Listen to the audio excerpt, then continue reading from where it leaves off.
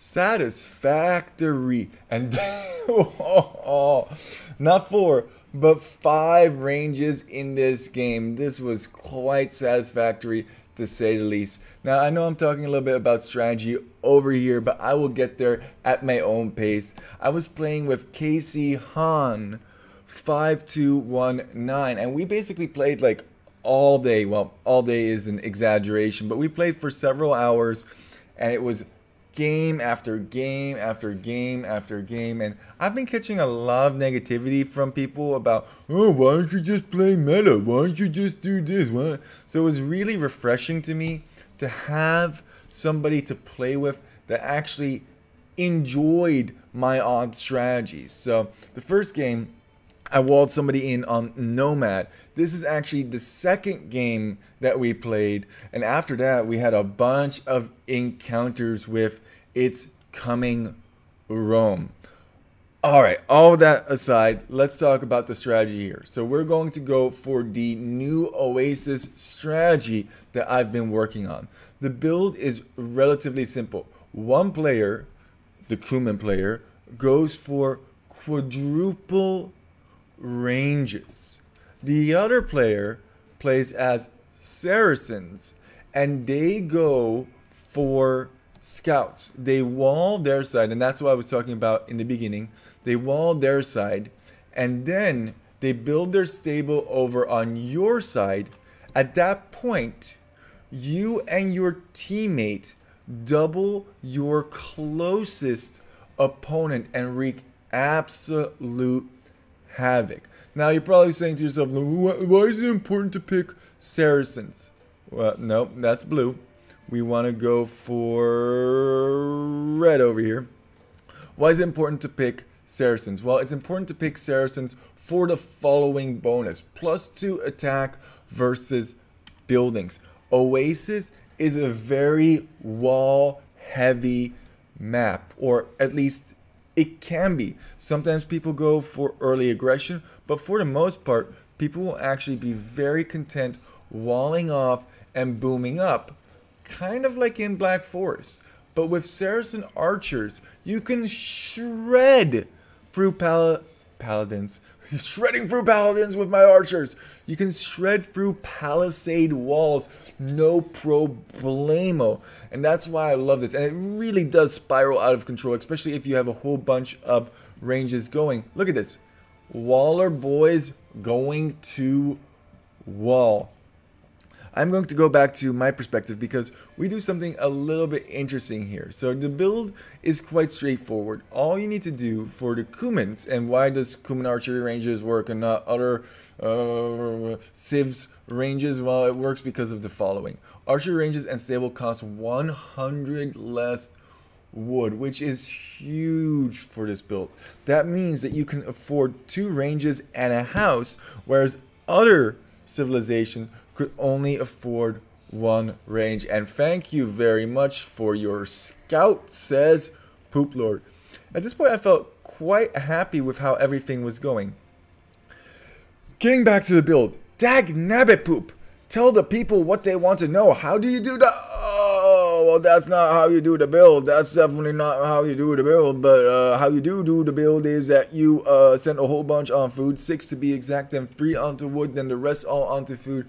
And then at some point, construct yourself a mining camp. And honestly, there's nothing more to it. That's how you set yourself up. It's a really easy build order to remember. Now, once you click up to feudal, which we're going to do in a second, then you just switch over some of these individuals over to wood and some of these individuals over to gold. How many? Well, I don't actually have an exact number for that. I would say a whole bunch onto wood and a small number onto gold. Now, once you have all of your buildings up, which is 4 archery ranges, a blacksmith, and maybe a couple of extra houses just to get you through that initial population spike, then I would make sure that you have 16 onto gold to keep archer production up, and a total of 8 onto wood. This is also why it's very important to push in your deer. I say it's easy. You just need to take food, take food, take food, take food.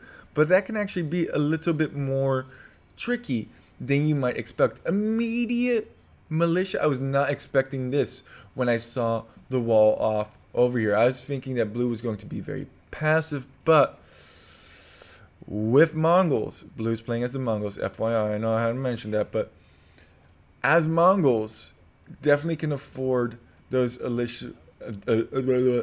additional militia. Nice. I knew that he ran into that wolf because I had scouted that wolf, and we were going to try and doink. Oh, no, come on, let me have some fun.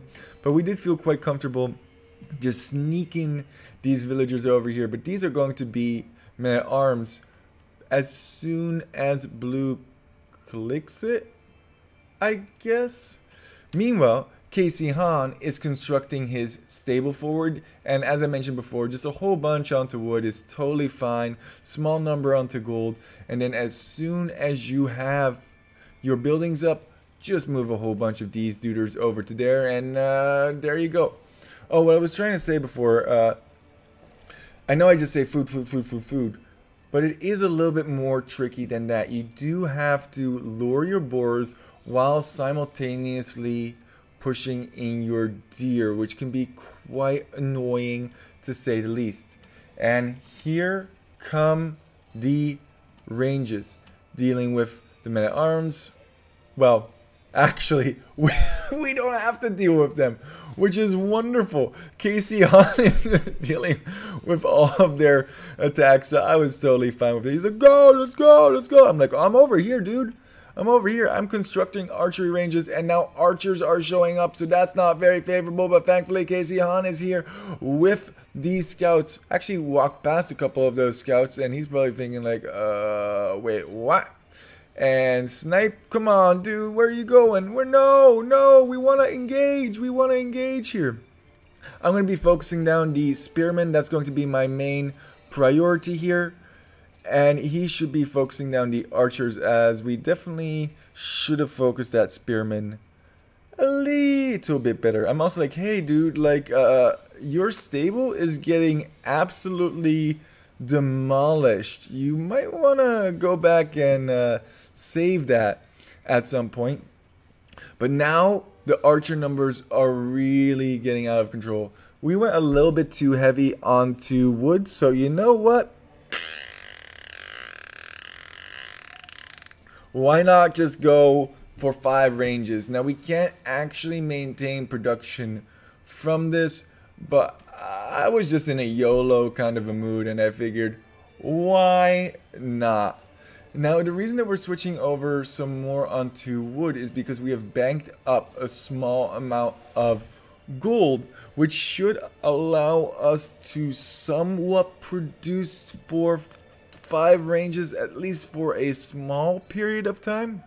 Meanwhile, this side over here, completely walled. We're going to have no problem just focusing on blue for the foreseeable future. We have 12 archers and counting, and I'm like, dude, like, you've spent so much wood on this dang stable that you're still repairing. Would you mind just killing that? No, he says no, we're not doing none of that. And we're killing spearmen. We've actually done a lot of damage. Blue's military count is non-existent, 3 to be exact, and we can keep this open forever, basically. I love Cuman Archers with the Saracen bonus. It's so strong.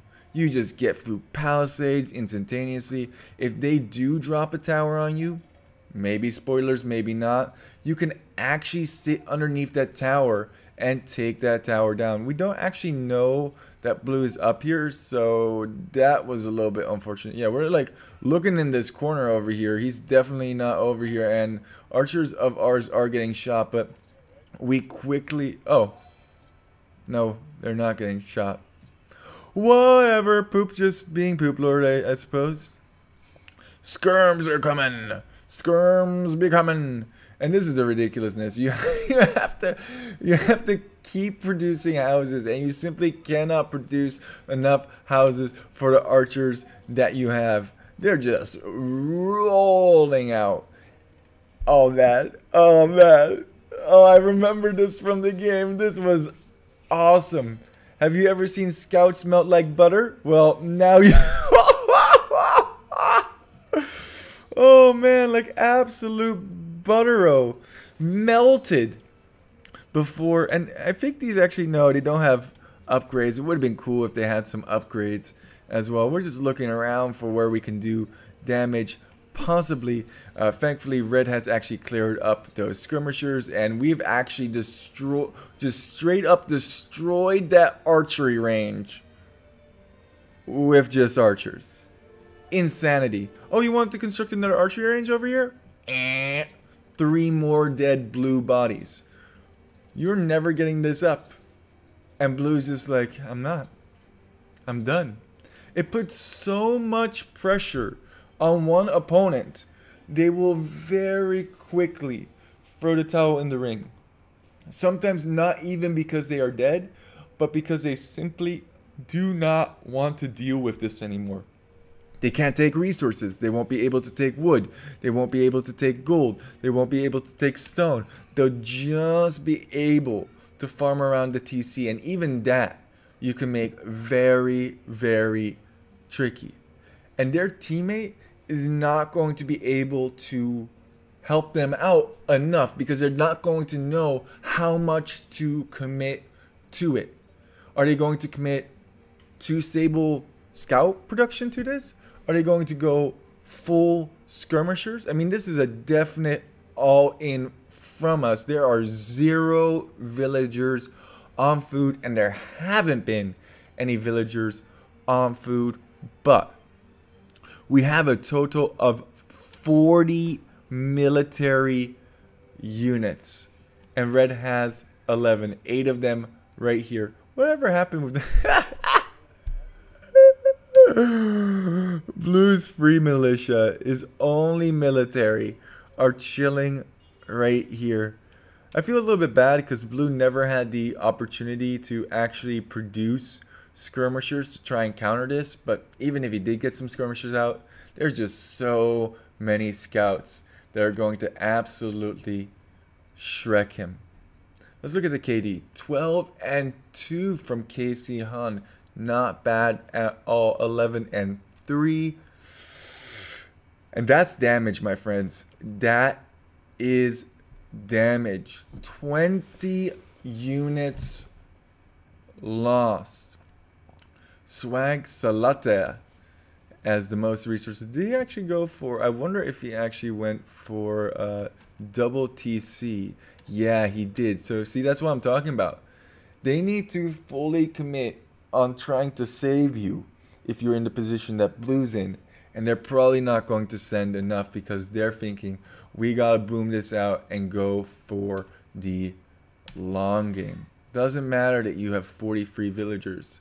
Blue is dead. We never went beyond 28, by the way. And look at that ridiculous curvature with those 5 archery ranges. Who needs 4 when you can make 5? And with that, Poop Lord out. And remember, guys, to keep archery range walking. Try the strategy out with one of your buddies. It's a lot of fun to play. Not the most powerful, but it is a lot of fun.